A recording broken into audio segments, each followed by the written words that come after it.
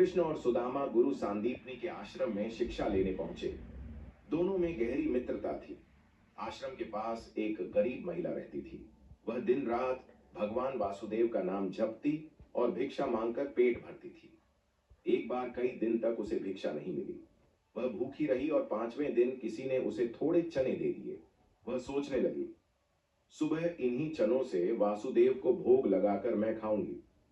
रात को कुछ चोरों ने उसकी पोटली सोने के जेवर समझकर चुरा ली। वे भागते हुए गुरु सांदीपनि के आश्रम में घुस गए और वहीं पोटली छोड़कर चले गए। सुबह महिला ने श्राप दिया, जिसने मेरे चने चुराए वह दरिद्र बनेगा, जो इन्हें खाएगा वह भी दरिद्र हो जाएगा। सुबह श्री कृष्ण और सुदामा गुरु के पास पहुंचे। गुरु जी ने कहा, वत्स, यज्ञ के लिए लकड़ियां लेकर आओ। गुरु माता ने सुदामा को वहीं चनों की पोटली दी और कहा, जंगल में जब भूख लगे तो तुम और कृष्ण मिलकर यह खा लेना। तो लकड़ियां काटी। वापसी में वर्षा होने लगी। दोनों एक पेड़ के नीचे बैठ गए। कृष्ण बोले, सखा, मुझे भूख लग रही है, कुछ खाने को है? सुदामा बोले, नहीं, मेरे पास कुछ नहीं है। लेकिन अंदर ही अंदर वे भूख से व्याकुल थे।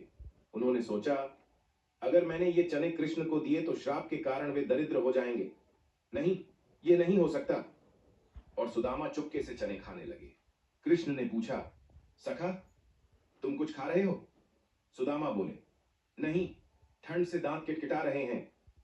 कुछ समय बाद उनकी शिक्षा पूर्ण हुई। श्री कृष्ण द्वारका के राजा बने और सुदामा अत्यंत गरीब हो गए। उनकी पत्नी ने कहा, आप तो कहते हैं श्री कृष्ण आपके बाल सखा हैं, एक बार उनके पास जाइए, शायद वे हमारी सहायता करें। पर सोचने लगे, खाली हाथ सखा के पास कैसे जाऊं? पत्नी ने पड़ोस से थोड़ा सा चावल मांगा और उसे पोटली में बांध दिया।